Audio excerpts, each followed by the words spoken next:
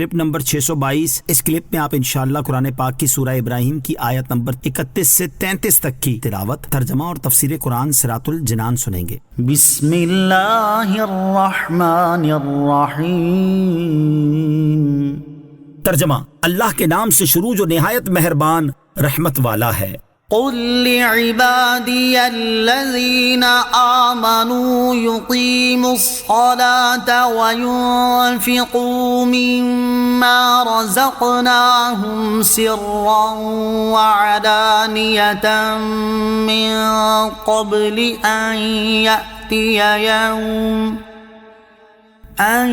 یأتی یوم لا بیع فیہ ولا خلال۔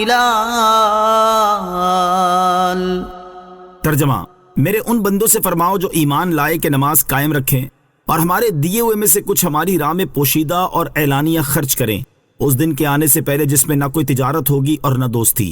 قل لعبادی، میرے بندوں سے فرماؤ، یعنی اے حبیب صلی اللہ تعالیٰ علیہ وسلم میرے ان بندوں سے فرما دیں جو ایمان لائے کہ فرض نمازیں ان کے تمام ارکان و شرائط کے ساتھ ادا کریں اور ہمارے دیے ہوئے رزق میں سے کچھ ہماری راہ میں پوشیدہ اور اعلانیہ اس دن کے آنے سے پہلے خرچ کریں، جس میں نہ کوئی تجارت ہوگی کہ خرید و فروخت یعنی مالی معاوضے اور فدیے سے ہی کچھ نفع اٹھایا جا سکے، اور نہ دوستی کہ اس سے نفع اٹھایا جائے، بلکہ بہت سے دوست ایک دوسرے کے دشمن ہو جائیں گے۔ قیامت کے دن نفسانی دوستی فائدہ نہ دے گی۔ یاد رہے کہ اس آیت میں نفسانی اور طبعی دوستی کی نفی ہے، اور ایمانی دوستی جو محبت الہی کے سبب سے ہو وہ باقی رہے گی، جیسا کہ سورہ زخرف کی آیت نمبر 67 میں ارشاد باری تعالی ہے: الأخلاء يومئذ بعضهم لبعض عدو إلا المتقين۔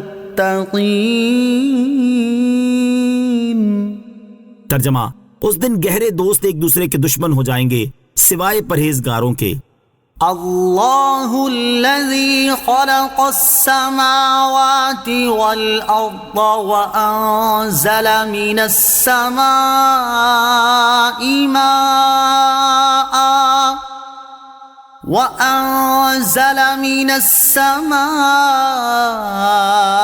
ماء فأخرج به من الثمرات رزقا لكم وسخر لكم الفلك لتجري في البحر بأمره وسخر لكم الأنهار۔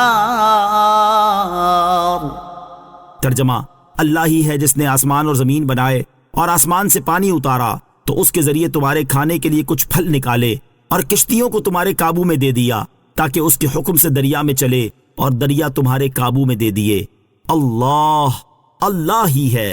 اس سے پہلی آیات میں سعادت مندوں اور بدبختوں کے احوال بیان ہوئے، اور چونکہ سعادت کے حصول کا اہم ترین ذریعہ اللہ تعالیٰ کی ذات و صفات کی معرفت ہے، اور بدبختی کا اہم ترین سبب اس معرفت سے محرومی ہے، اس لیے سعادت مندوں اور بدبختوں کے احوال کے بعد وہ دلائل بیان فرمائے گئے ہیں جو اللہ تعالیٰ کے موجود ہونے اور اس کے علم و قدرت کے کمال پر دلالت کرتے ہیں۔ اس آیت اور اس کے بعد والی 2 آیات میں کل 10 دلائل بیان ہوئے ہیں۔ نمبر 1 آسمانوں کو پیدا کرنا، نمبر 2 زمین کو پیدا کرنا، نمبر 3 آسمان سے پانی اتار کر اس کے ذریعے لوگوں کے کھانے کے لیے کچھ پھل نکالنا، نمبر 4 کشتیوں کو لوگوں کے قابو میں دینا تاکہ وہ اللہ تعالیٰ کے حکم سے دریا میں چلے، نمبر 5 دریا لوگوں کے قابو میں دینا، نمبر 6 اور 7 سورج اور چاند کو لوگوں کے لیے کام پر لگا دینا جو برابر چل رہے ہیں، نمبر 8 اور 9 لوگوں کے لیے رات اور دن کو مسخر کر دینا، نمبر 10 لوگوں کو بہت کچھ ان کی منہ مانگی چیزیں دینا۔ اللہ الذی خلق السماوات والارض، اللہ ہی ہے جس نے آسمان اور زمین بنائے۔ اس آیت کا معنی یہ ہے کہ اللہ عز و جل ہی ہے جس نے آسمان اور زمین کو بغیر کسی چیز کے پیدا فرمایا، اور آسمان سے بارش کا پانی نازل فرمایا جس کے ذریعے درختوں اور کھیتوں کی نشو نما ہوئی، تو ان پر تمہارے کھانے کے لیے پھل اگے، اور کشتیوں کو تمہارے قابو میں دے دیا تاکہ وہ اللہ عز و جل کے حکم سے دریا میں چلیں۔ تم ان کشتیوں پر سوار ہوتے ہو اور ان کے ذریعے ایک شہر سے دوسرے شہر اپنے ساز و سامان کی نقل و حمل کرتے ہو، اور دریاؤں کا پانی بھی تمہارے قابو میں دے دیا۔ خلاصہ یہ ہے کہ اے شرک کرنے والو، عبادت اور اطاعت کا مستحق وہی ہے جس کے یہ اوصاف ہیں۔ تمہارے معبود بت جو نہ اپنے آپ کو اور نہ کسی اور کو نفع نقصان پہنچانے کی قدرت رکھتے ہیں، وہ ہرگز عبادت کے لائق نہیں۔ وَسَخَّرَ لَكُمُ الشَّمْسَ وَالْقَمَرَ دَائِبَيْنِ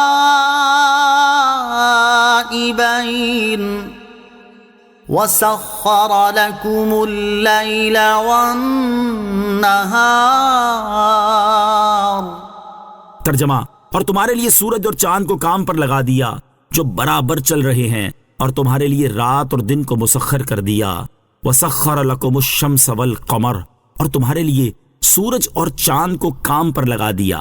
اس آیت کا خلاصہ یہ ہے کہ اے لوگو، اللہ عز و جل ہی ہے جس نے سورج اور چاند کو تمہارے لیے کام پر لگا دیا۔ دن میں سورج طلوع ہو جاتا ہے اور رات میں چاند نکل آتا ہے تاکہ تمہاری جانوں اور معاش کی درستی رہے۔